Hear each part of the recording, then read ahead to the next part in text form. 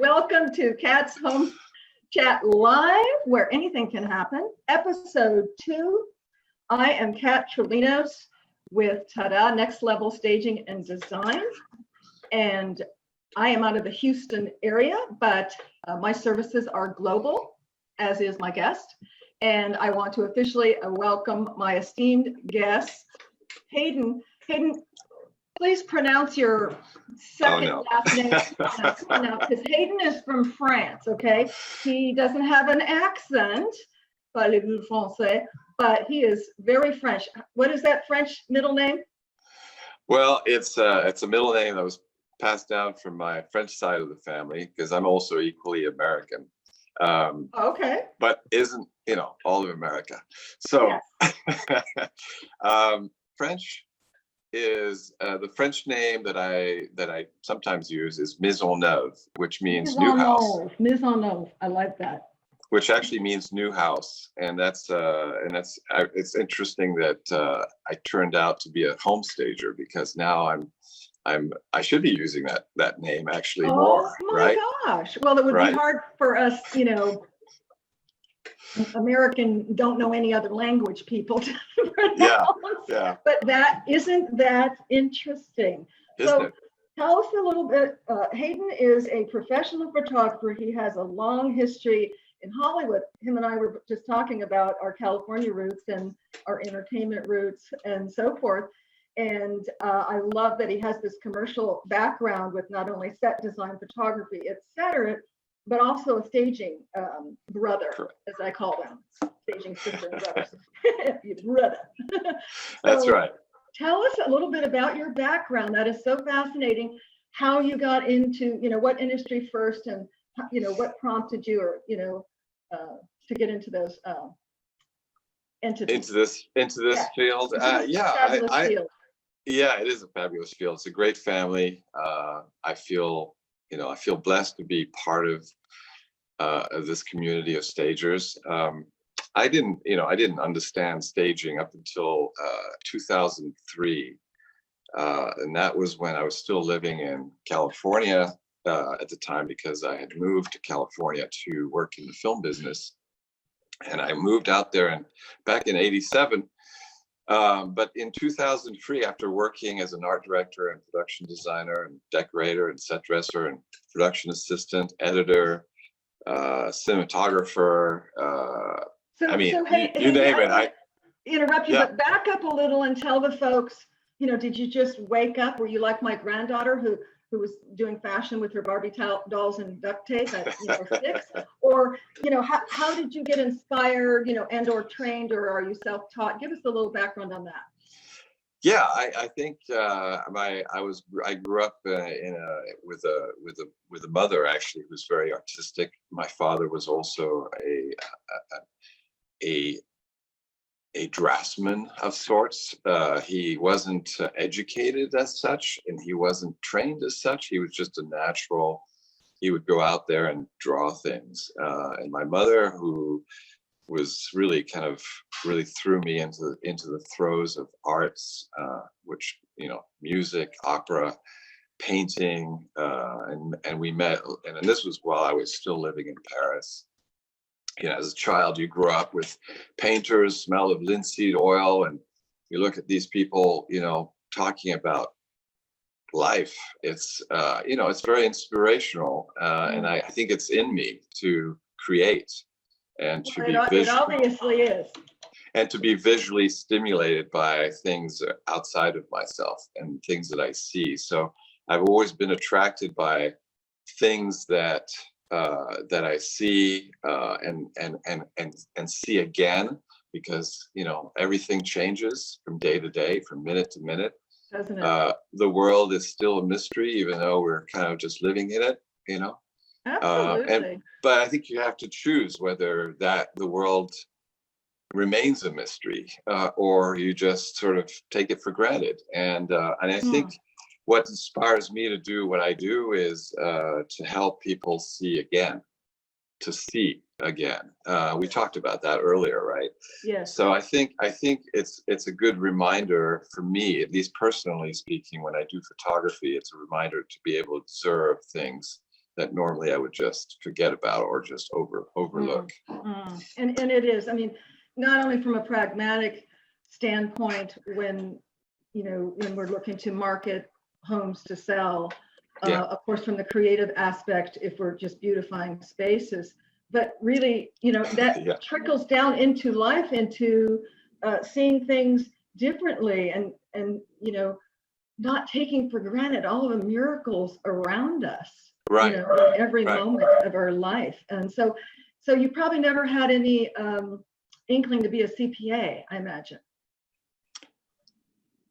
Well, to be honest with you, when I was an art director in the film business, you had to be a sort of a CPA to keep things organized and to plan things out. So it's not as a Pisces, being born in March, your tendency is to look in the clouds and think of ideal things in life. But when I walked into Hollywood, it was not just, it was a reminder that it wasn't just about art, it wasn't about just expression. It was also about organization. Organization. That's a whole nother episode that we can do, is spinning the plates and time blocking and organization. Absolutely. And I could talk to you forever, but I want to start with our topics, because I know you're going to have a lot to say about what we have, put out there that we're going to talk about today, folks. Sure. 3 things that you can do to guarantee more showings.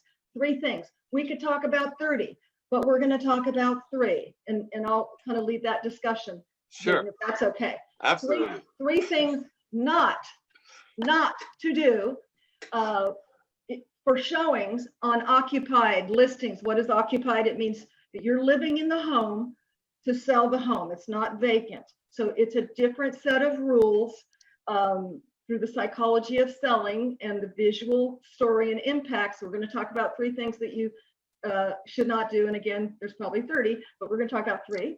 And then lastly, we're going to touch on the 3 C's of staging to receive top dollar. And those, again, there's more than the 3 C's, but I think those are the 3 critical things that we're going to talk about. So with that, Hayden, I'm going to put it out to you to lead the discussion on number 1, to guarantee more showings. It is my never to be so humble belief that you must look absolutely fabulous online, because online is your first showing, right? Right. And well, online is your first showing. Is the minute the person clicks on the MLS or goes on to Redfin or Coldwell Banker or any of these sites where you can actually look for a house, and this is for the person who's going to buy. Yep. The first thing he or she are going to see are those pictures, and if those pictures don't engage or don't eye catch the audience, that picture is going to be overlooked, and it's going to be just passed by. So I think the first line of defense, or first line of let's say impact, is the photograph of the photos. Absolutely. And Go ahead. And I'm just saying that, we were talking a little bit privately, you and I, but I think really what it's all about is, it's not just the photo, it's how engaging and how impactful that photo has in that first impression, because otherwise it'll get overlooked. So let's talk about that. There's photos and there's photos. We've all seen on MLS where folks have taken themselves. We see them, they're in the mirror. That's right. Bad photos, good photos. I mean, with the latest iPhones, I can take some pretty darn good photos, and I do take marketing photos for my staging product that maybe the photographer, they're taking more for the space in the room. But unless you have a wide angle, you've got special software, you have the eye, etc., to create that emotion to, that will propel buyers to want to buy it, because, marketing, staging, photography, it's all marketing, and it creates the emotion that propels buyers to fall in love with it. it's subliminal. So what are some things that you would suggest as, or that you do as the photographer that sets you apart, from say just an average photographer when you're looking to create that emotion and really up level the shot for real estate, Hayden? Well, I don't know if it sets me apart because no one's really told me that. So I'm not really one to judge that. Okay. Because the only way I know that I'm doing a good job is if the property sells, or if people actually go to the property and actually see the property in person. And that unfortunately is sort of changing because of the environment we live in. And so everything is done remotely now, or at least for now it's being done remotely. So, okay. May I interject here? And I know you're in Austin, California's different, et cetera. Yeah, that's right. But here in Houston, the market has just opened up probably the last 2 weeks. Everybody I know is just so busy, and it is for us a combination. So it's not just remote. What productive realtors I know are doing are previewing with virtual. They'll take their iPhone and do virtual tour if there's not one online. Let's say 5 or 6 properties. They go out, minimize the exposure for their buyers. Then they provide that to the potential buyer, and they go, yeah, let's look at these 2, or no, I only want to look at this one. So they're marrying technology, with the situation, but folks are still going out. Folks are still buying, and they're still selling. In fact, that's right.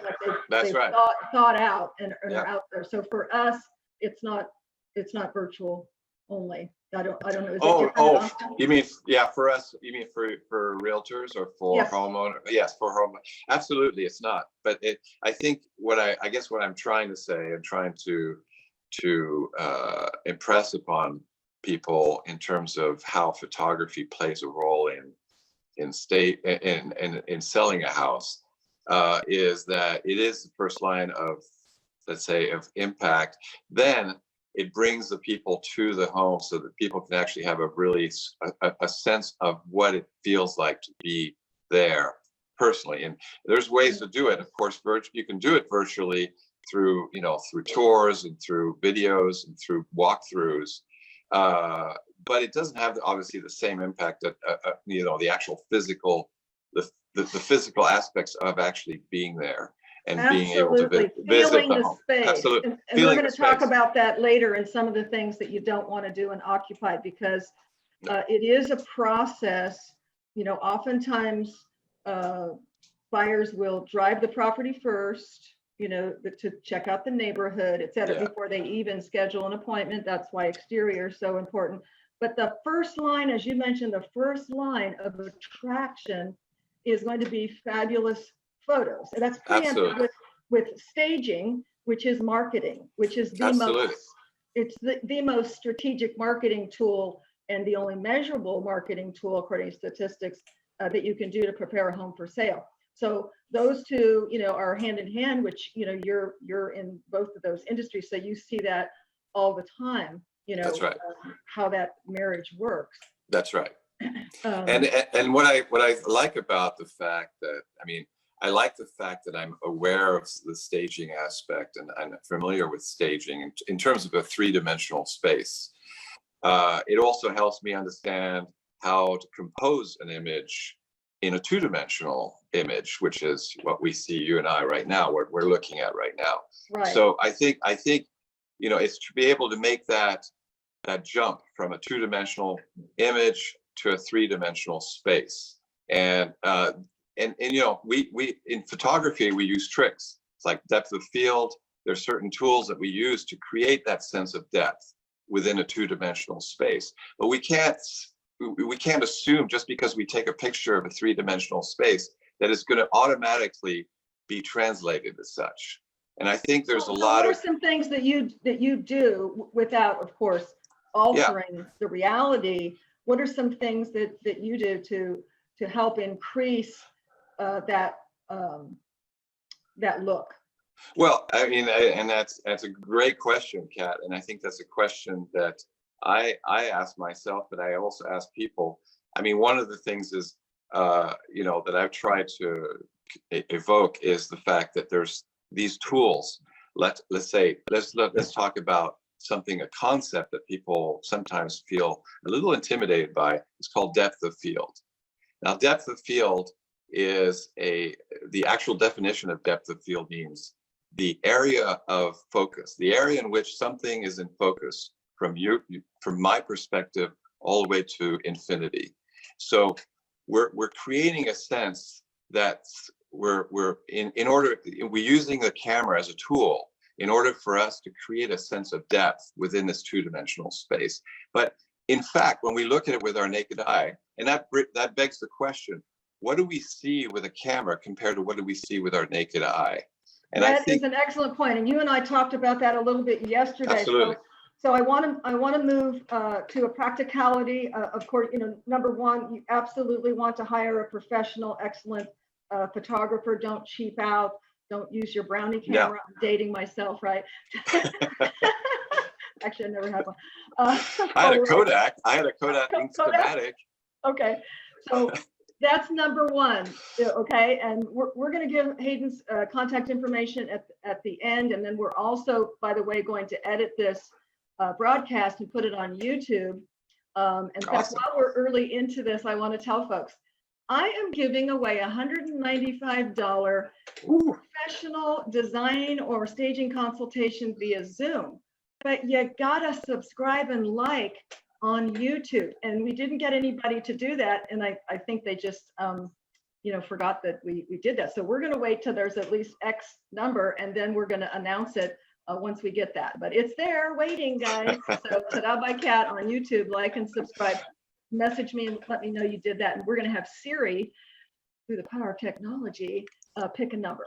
So, okay, so photographer is number one, okay? Number two, you and I talked about this, and this is something that I've seen through my years, in real estate business. I've seen, in fact, I told you, a multi-million-dollar home right here in East Shore, in the Woodlands. It looked like they'd actually brought in a decorator. How could I tell? Well, because it had too much stuff in it. It was beautifully decorated, but it had a lot of stuff. My staging sisters online here will resonate to that. Just too much stuff, but it was beautiful, safe. But the photographer did not either snap to or take the time to shoot it properly. And what do I mean by that? So you never want to see the back of a couch as your POV, for the camera. It's and I'll let you describe that probably more eloquently than I can. And what Hayden and I talked about, I had one last year. It was a luxury townhome. We had a big lamp about this big, really beautiful, in between the couches. But when I looked at it with the camera, snap pictures with the camera, it was visual interference, which is what I call, to another beautiful section to the wall of windows. So I made sure that I told the realtor, please have the photographer remove that lamp, take a picture that way, and then put it back. Why? Because photographically, is that a word? From a photography standpoint, it was visual interference. But when you actually walked the space, felt the space, it was perfectly fine, beautiful, and it worked. Absolutely. Those are little nuances. And what would you have to chime in on that, Hayden? I know you and I. Well, I think as a realtor and also as a photographer, I think when you're working with a stager, for instance, as a photographer, you have to be aware of obviously the compositional value of your image. And what I mean by that is the positioning of elements in your image, in your two-dimensional image. So because the compositional positioning of these elements is what will engage the audience within that space. So if you're walking into a room, a three-dimensional room, and it's staged beautifully for the room, for the space, that's going to have obviously a different effect for the person that's actually going to be there. So I guess my thing is, and what I'd like to, when I walk into a room and I look at the the space, I'm just like overblown by the amazing, the ability of the stager to be able to put that space together and integrate the space. Yay, all my stagers out there. Right, integrate the space with all the elements in the staging, and usually, 9 out of 10, I'm absolutely blown away, right? But as a photographer, when I put myself as a photographer now, I have to like look at it through this little frame, and I'm limited by this little universe, which is about this big, right? Right. So I have to recreate this feeling that the stager has done in the home to this little space. So yes, of course, I'm going to have to move things. I'm going to have to reposition things so I can communicate the same feeling that the stager successfully did when you walked in the home. When you walked into the home. That's an excellent point. Yeah. So can you share, Hayden, with let's say sellers, because hopefully there's realtors, stagers, sellers. Yeah. There's people watching this broadcast. What would you give as a tip? Let's say it's a do-it-yourselfer, home seller, whatever. What would you give as a tip to a home seller? And I'm sure you've had to photograph where they didn't stage, hopefully not often, but I'm sure you did. What is something, that you run across all the time that you would want to convey to a seller to make sure they do or don't do? To take a picture or to, okay. For you to take the picture, yeah. Oh, for me to take the picture. For a photographer to take the picture, yeah. What you're, like, what are you saying when you come in that you're like, oh, I would really like to tell them to do this? Tell who? Tell the photographer? The seller. The seller. Okay. All right. So as me as a photographer telling the seller. Yeah. Advising the seller. Advising the seller as a photographer. Well, I mean, if the seller is doing it himself, he's not using a stager. I would try to convince or try to inspire rather, because you can't really force anyone to do anything. But I think what you can do is you can inspire people to say, look, I have this tool, and it's an amazing tool. It communicates, and I want to get the best parts of how it feels to live in this house.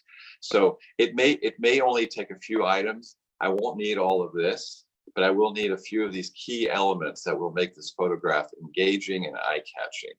And that way you engage the seller in part of your process, because I'm a believer in working together with everyone. I mean, we all have our obviously right teamwork, but we all respect each other's sort of dominion in terms of creative dominion and responsibilities, it's more responsibilities, because you make a choice, you make a decision as a stager. It's your choice, it's your decision. I'm not going to get away. I'm not going to start saying, well, because I'm a stager, I wouldn't do this, I wouldn't do that. I would never do that to someone. It's part of our ethics. It's part of the ethical aspect of being in a film business, for instance. Exactly. You don't tell a director, even though you're probably a better director than this guy, you don't tell him what to do, right?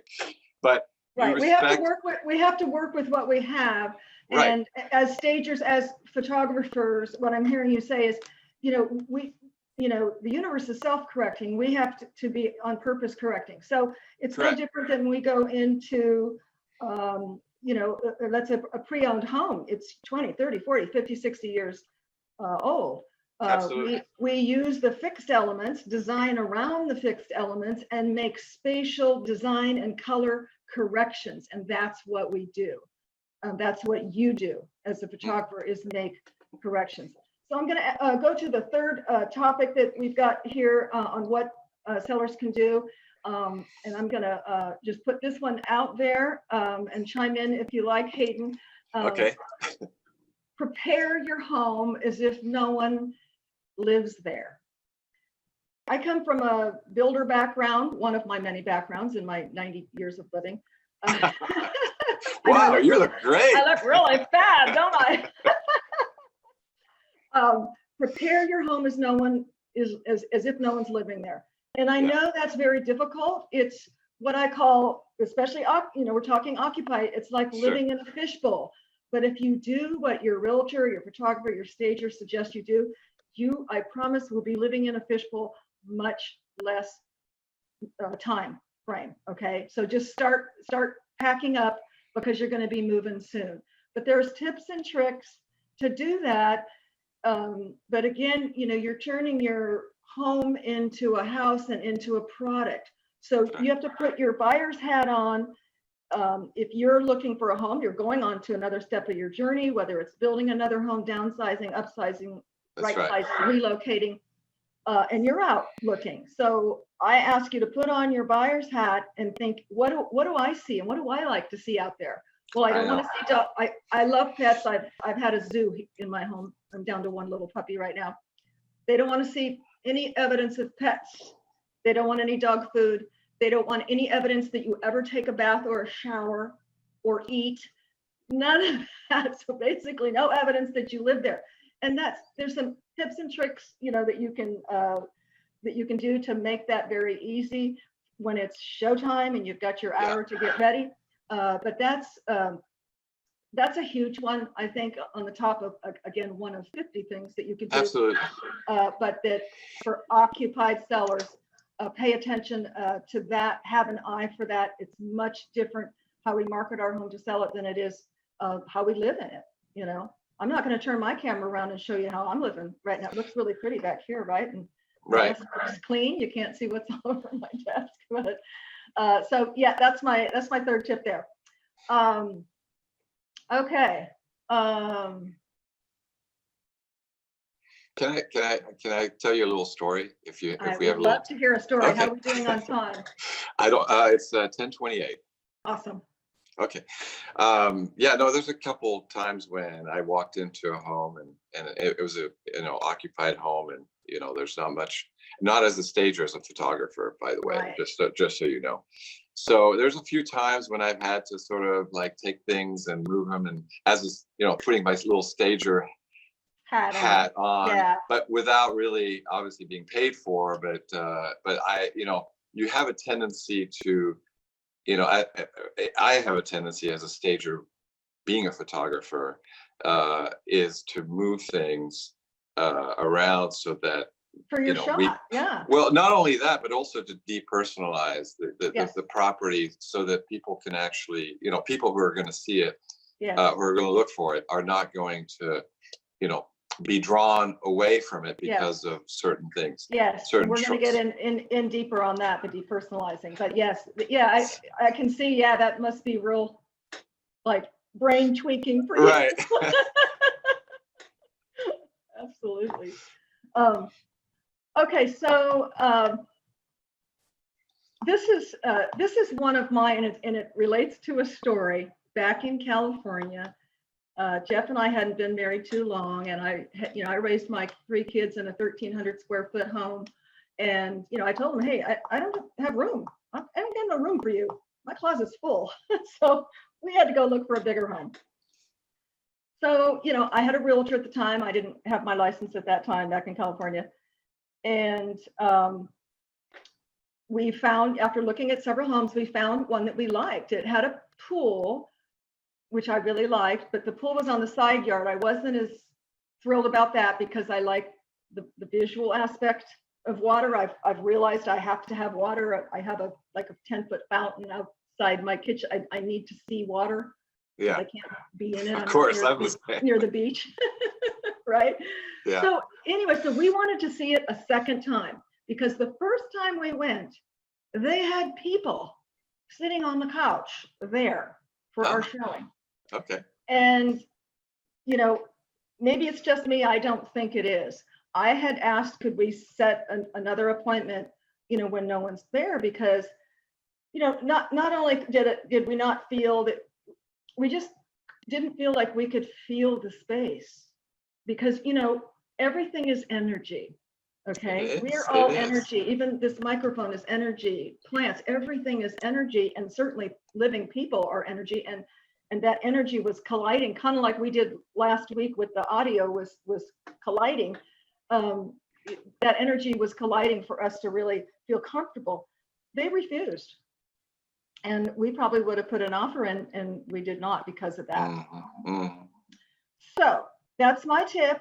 If if you're elderly or sick or something like that, and you have to be sequestered into one room or something, I mean, that's understandable. But when you absolutely can, just make sure your realtor gives enough time and let the space breathe so people can breathe and feel the space that you're trying to sell.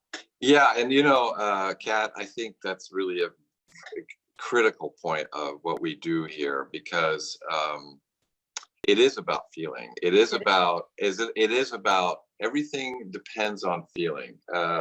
When we talk about real estate, especially, I mean, I'm not talking about an investment necessarily if you're buying real estate just for investment, but no, that's I think for home buyers, people who are looking to transition from either a married, because they're newly married or newly divorced, or life change, life changes. Important life changes in their lives Absolutely.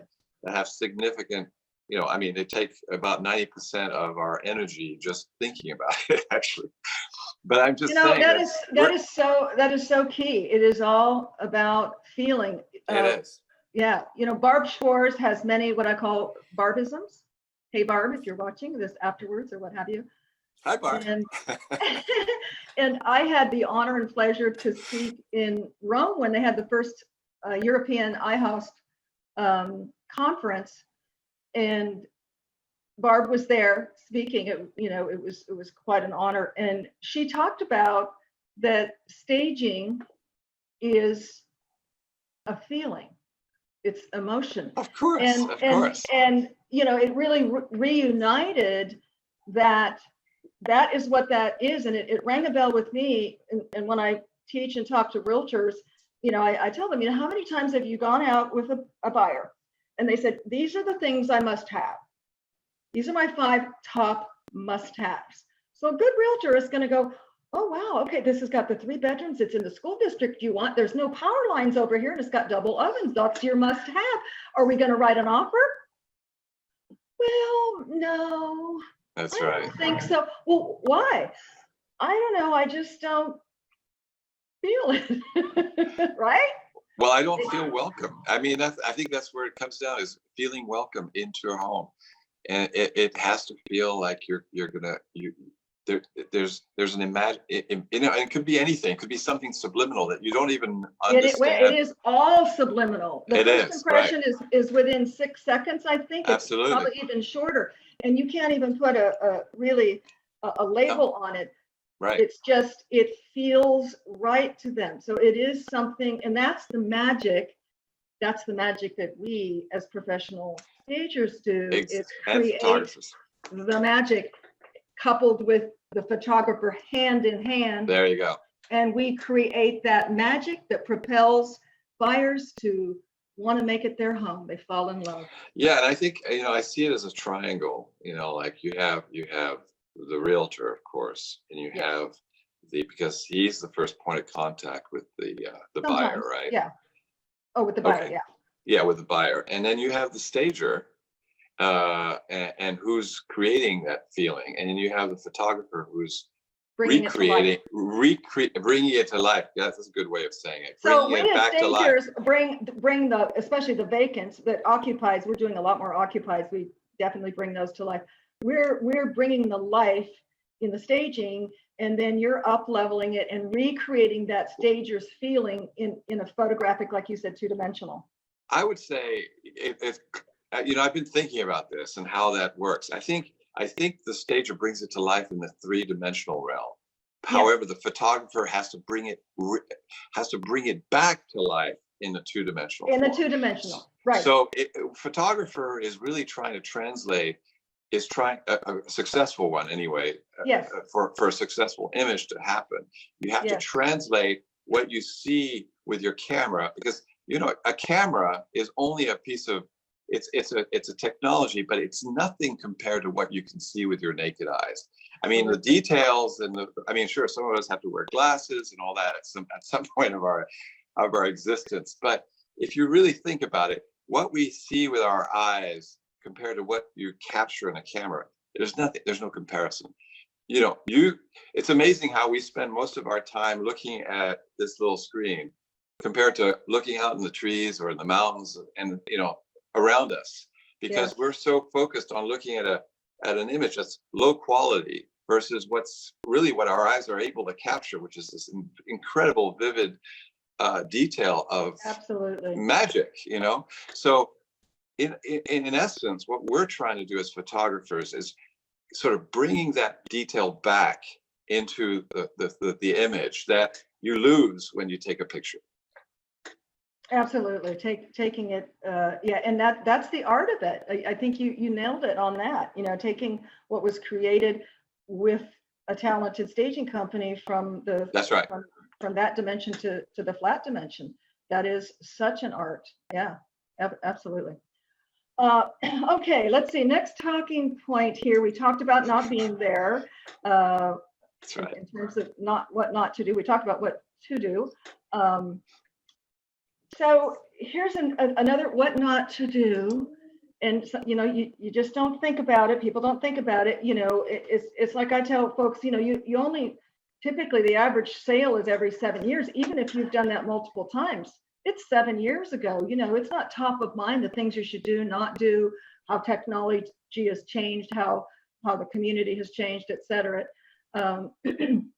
So we don't need to belabor on this one, but I think it is important because I hear this from different realtors, and that is realtors and sellers, actually realtors and buyers, I'm sorry, prepare your buyers to be recorded, both from a visual and an audio. And I think that's like a little thing that people forget with technology today. There's, you know, people want to see what people say about their home when they're touring the home. Mm-hmm. So you know, they've got cameras out and they've got audio out. So, you know, just something to be aware of. That's right. When you're when you're out in a home, say good things. You know, yeah. Don't be snarky. Save that for outside or whatever. But yeah, more than likely with today, you are being watched. They're probably watching you on, you know, at work on their phone. Right? I mean, you know, it's like, yeah, it is a shift between what you actually are in real life and what you are in an image. I mean, in a little frame, and you know, everything is compounded. You know, whether it's a twitch in your eye or, you know, a little piece of hair that you have on your cheek, everything is compounded because it's all focused on that. So there is a lot more, I guess, attention drawn to how you look and how it should, you know, how you're going to be perceived, I guess, through a camera or through, you know, through image, through video. And I think that's where a director, that's where a person that understands composition or understands how things. So Hayden, what I was talking about was just people coming in to see the house and going, oh, wow, what were they thinking here? What did they do here? And this sucks. And, you know, just making comments while you're walking through the home. Yeah. Right. I guess if you see the camera, though, you can fix your hair, put your lipstick on and wave, right? I mean, you know, the thing is, you can always edit that out. If you're on live, that's a whole different thing. But you can always edit it out afterwards also, if you're actually, you know, the creative person working with visual images and helping the realtor sell his property. So I think it's okay. Yeah, I mean, I think typically the homeowners have those cameras, nanny cams I'm talking about. Oh, well, yes. The homeowners, if they have their own cameras, then I would, you know, there's ways of being able to make sure you just focus on the aspects of the home that are important to show. I think you have to also understand, again, you have to understand the power of what an image does. I think, you know, any picture, and go back to what I was saying earlier, you know, you can use a camera, but it's important to understand what a camera can do and potentially can do. It can do harm, or it can do, I should say, it could either make your brand, you know, it could support your brand, or it could support the beauty of the home, or it can undermine it. So, unless you understand what a camera does and how to use it and how to use, you know, understanding what elements create that, then you're kind of at the mercy of, oh, I'll just take this picture, and you don't know how people are going to respond. So, my advice is learn how to compose an image. Don't just take a picture. Learn how to compose an image. Take a class. Take a photographic class, understanding composition and language of it, because it is a language. Right. It's a language in which you have to master, just like French or English. Absolutely. And or at least and the thing is, it's not that difficult to understand. Really, it's very easy. I mean, I teach a class in less than 12 hours. People fully understand the language of composition. So it doesn't take that long. It doesn't take a lifetime. It takes a short period of time. And we're gonna get on that and tell folks how they can take Hayden's class, because he does teach all over the country, his photography class. I have not had the opportunity to take it yet, but you can see I love photography and all things visual, so I'm sure I'll be taking it. Awesome. Can't wait to have you.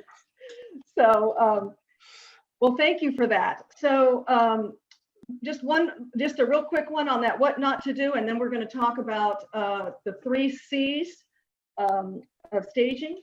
And then we're going to open it up for questions. How's that sound? Sounds great. Stay close to the time here.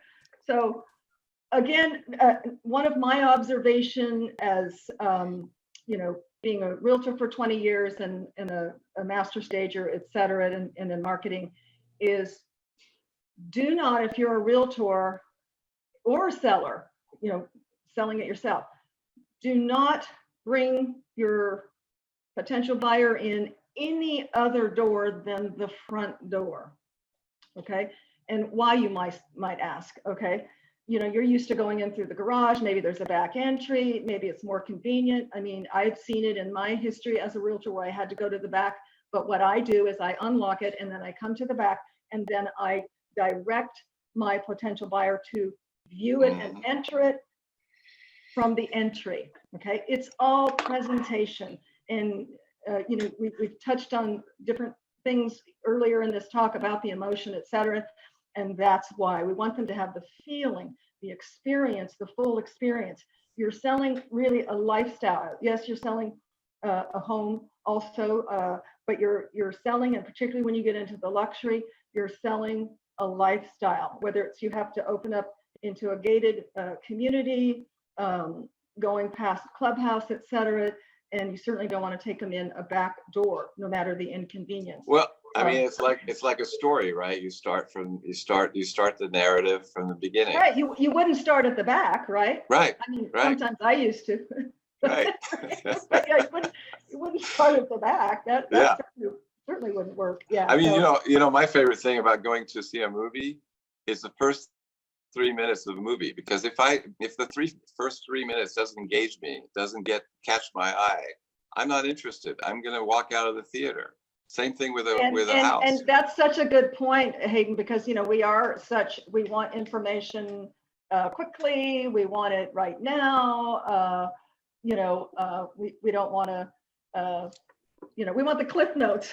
Right. and this is probably a little about different than that, but it does still boil down to, we want to find out, those 6 seconds are going to be impactful. And if they're through the back door, you just lost that 6 seconds. And you're going to be doing what I call the backstroke. It's true. It's true. Trying to bring it back. So we're going to go right into the 3 C's of staging. And that first one is probably obvious to most people. They know they need to declutter. So that's clutter. Clutter, folks, eats equity. Plain and simple. Okay. So most people know, I've got to declutter. Okay. Now that can be subjective, but less is more. Declutter, pack things away.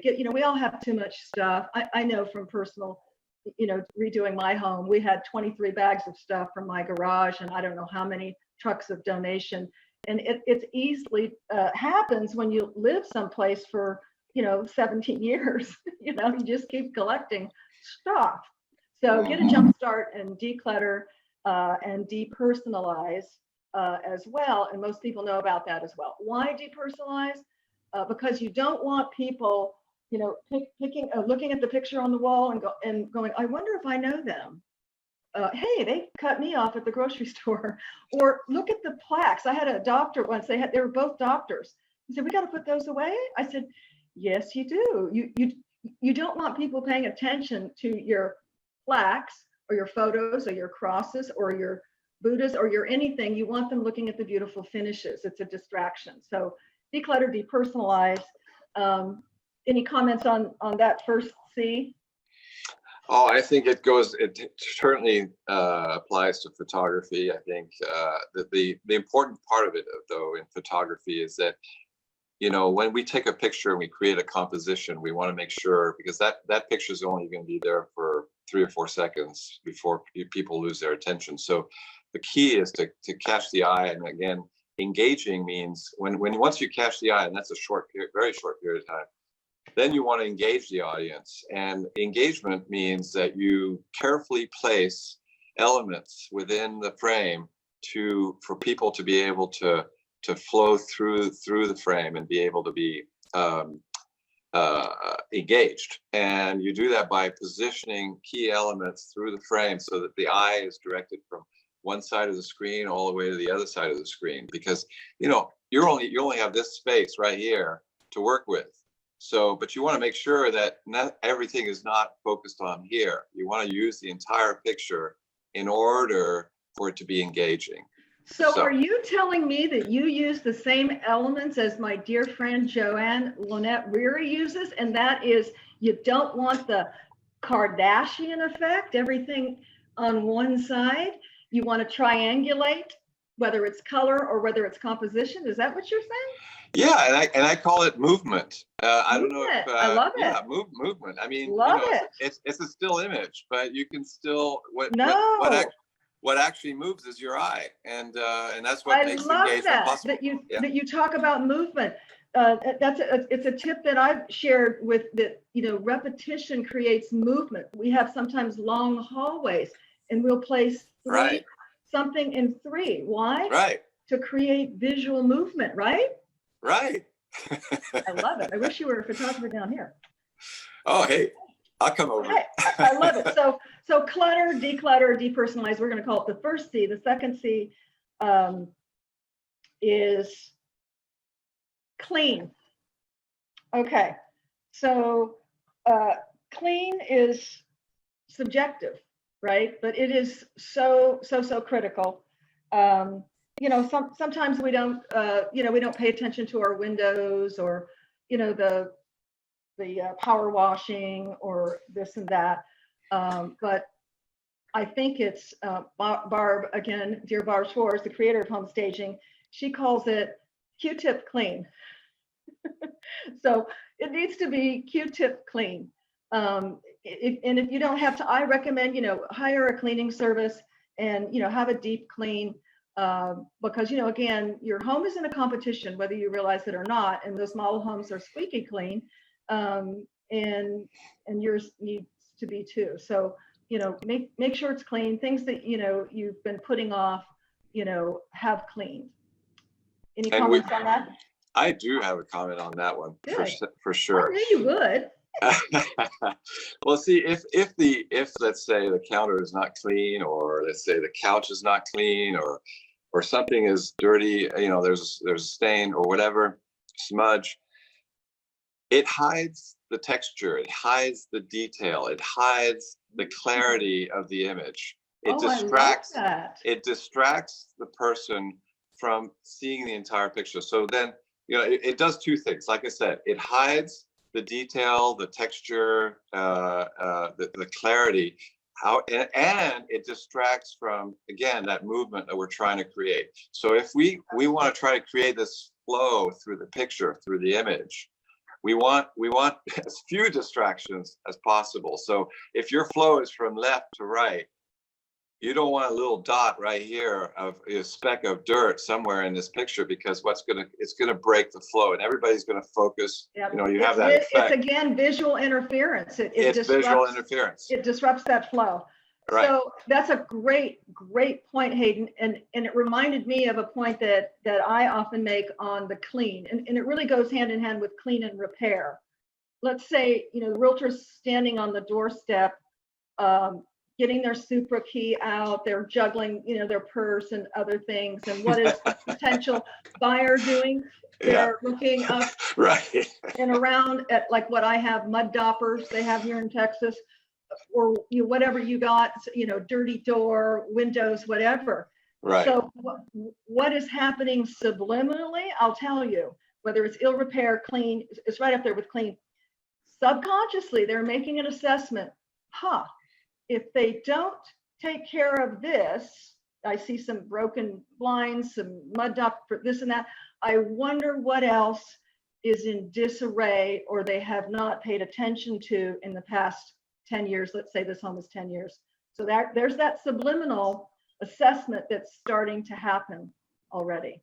Yeah, absolutely.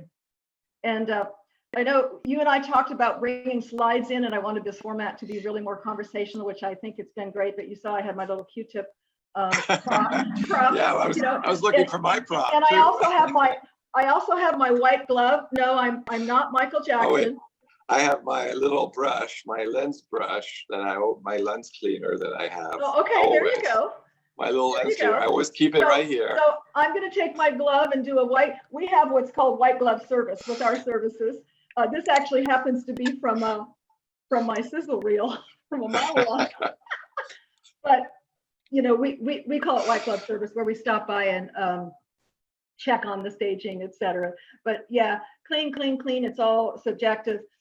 We could do a whole segment just on Absolutely. odors. If we can smell it, they ain't gonna. Yeah, if they can smell it, they're not gonna buy it. Or I don't know if smell has anything to do with photography, but I think we can try to create that maybe with color and other things. There you go. So the third C is just what you mentioned, color. Okay. So a lot of people are afraid of color. It's because they don't understand color. As I was telling you, Hayden, I took Joanne's class and I was so fascinated. I mean, I've taken color in college back in the 80s when I was doing fashion and personal shopping for ladies in Orange County. So I was always fascinated by color. And then theater, of course, that kind of brought the kaleidoscope from my world from black and white to color. So I've subsequently taken 2 more certifications, and as Joanne says, color is complicated, and that's what I love about it. But that's so true. Don't be afraid of color. Okay, I've picked out the most common deck that or section of the deck that is used in most staging, and you'll see the blues and greens and so forth.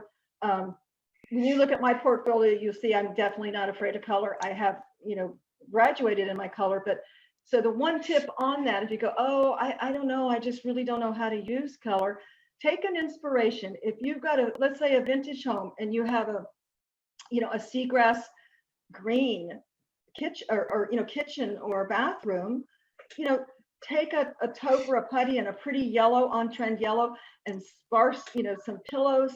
Movable, what we call movable color, is your easiest way to disperse color and create a cohesive look throughout the space. And that's kind of the difference. You don't have to spend a lot of money.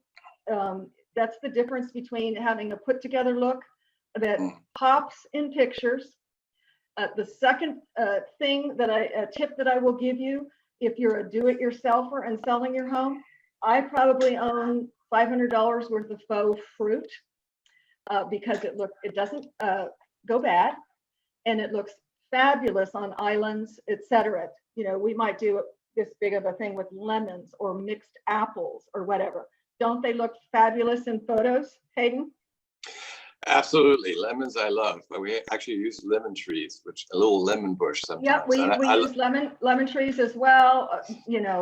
I've got faux cakes. I've got strawberry dips in chocolate. I love fake food, all fake food. I guess that's because I came from a model home background. So, I love looks like coffee. I like all that fake food. and most importantly, it is keto and calorie free. So. Right. Oh, good. That's true.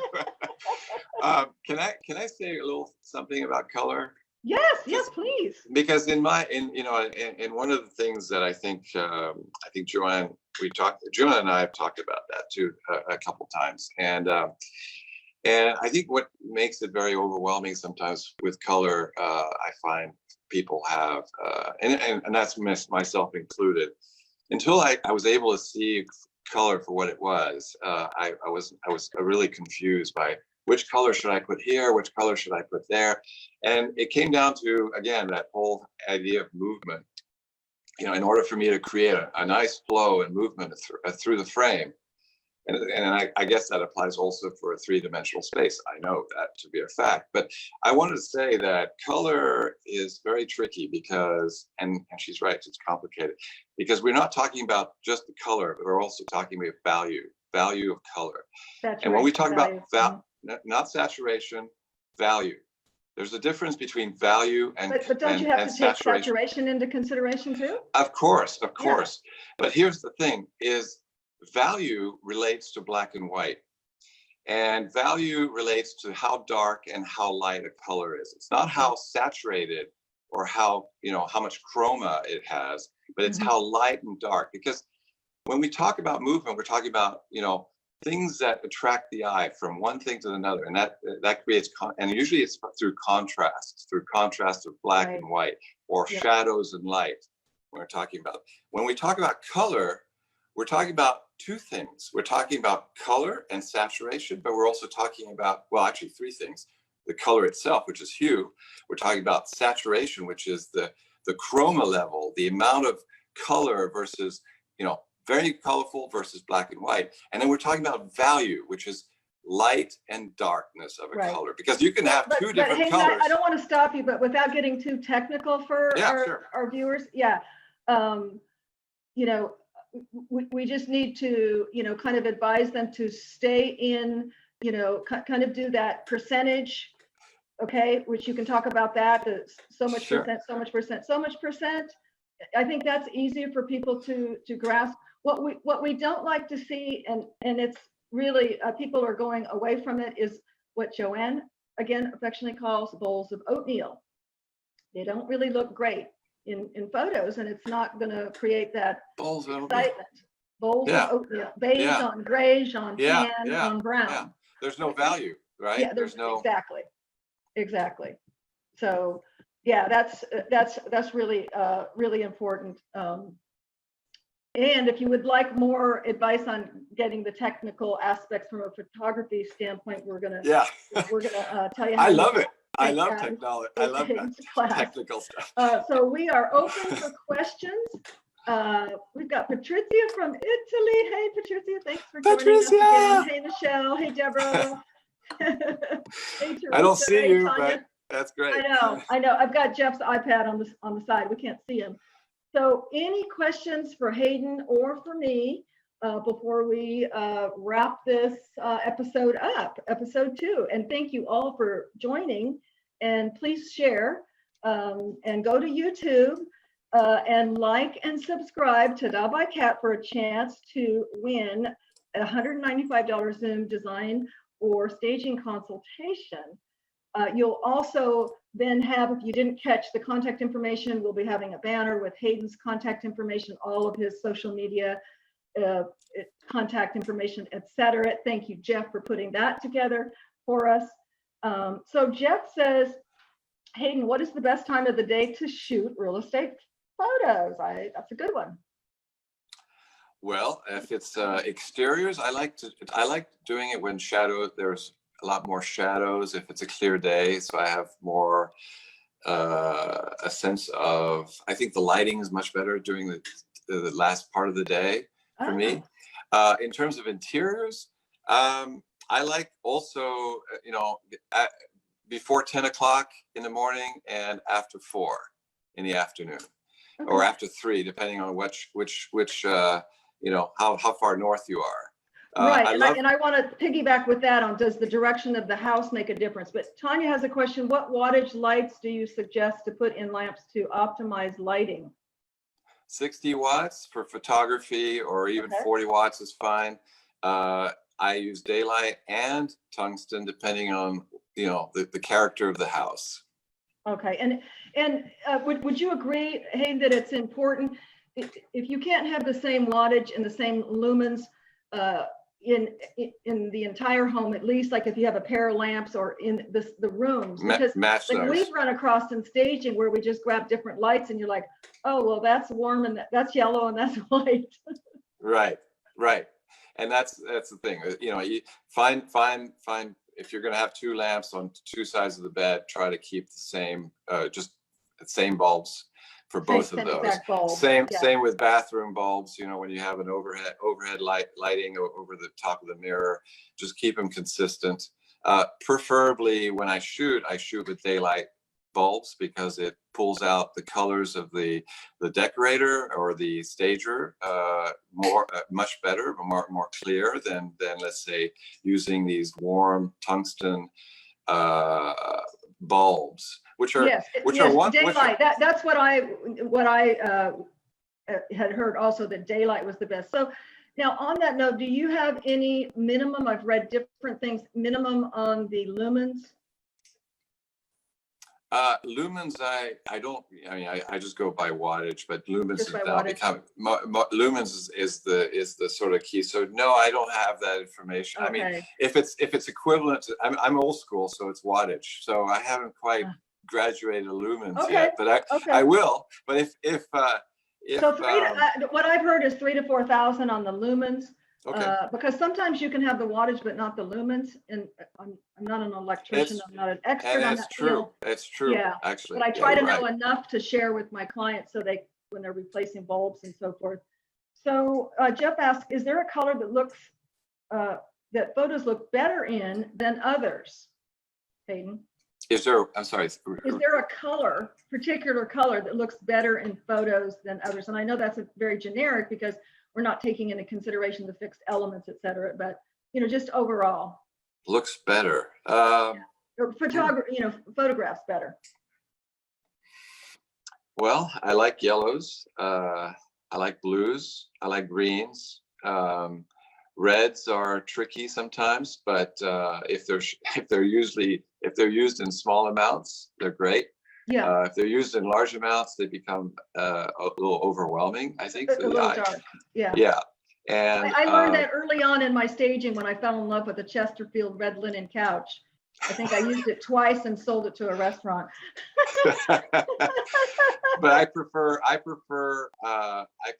subdued colors and then have pops of color so to create that sense of movement. So I like these what do you call it, pastelish subdued colors if you're gonna do something with color, and then add a few pops here and there. And I like working with yellow. I don't know, maybe it's my favorite color. I love yellow. Do you like the golds and yellows or just a pastel yellow? Oh, I love golds. I work with a stager. I do principally all her photography, and she's a colleague, but she's also a great friend. And she has these gold accents here and there, and it looks great with black. It looks great with teal. With white. It looks great with white, actually. Fabulous with white. Yeah. Yes, absolutely. Okay, well, let's see if there's any other questions here. If there's no more questions, I think we're right at a little past the hour. Thanks for sticking with us, guys. Sure. And Hayden, how can someone get a hold of you for your photography class? Well, just go online and go to simplysplendidphoto.com, and there's a little tag that says education, and just go on there and check out what I have to offer. And we can do online classes. I can teach you individually, and of course, given the environment we live in, I'm here pretty much all day showing people what to do. So if you have a question about photography or if you need some advice, please feel free to contact me. I'm here, and I'm here to educate. And what's your phone number, Hayden, where people can reach you? The best number? 512-966-9299. Awesome. Well, thank you so much, Hayden, for being my esteemed guest on Thank you, Kat. Live Home Chat episode number 2. And I just loved all of the information. I could talk to you for hours. Me too. That was Plethora fun. of knowledge. So we'll have to come up with some other topics and bring you on, a little bit down the road, because Awesome. and also, if anybody is interested or knows anyone across the globe, like I said, I think I'm going to have my dear friend Patrizia from Rome on. She's a architect background, stager, Very talented. very talented staging sister, and I'm going to have her on. So we want to hear from people around the globe to share their nuggets, of wisdom with everybody out there. And Yeah. so we'll try to change up the topic. Next week, we are going to have a Houston realtor guru on how to flip homes as a realtor. And he is just doing gangbusters in the Houston area. His name is LeVar, and he's going to join us next week.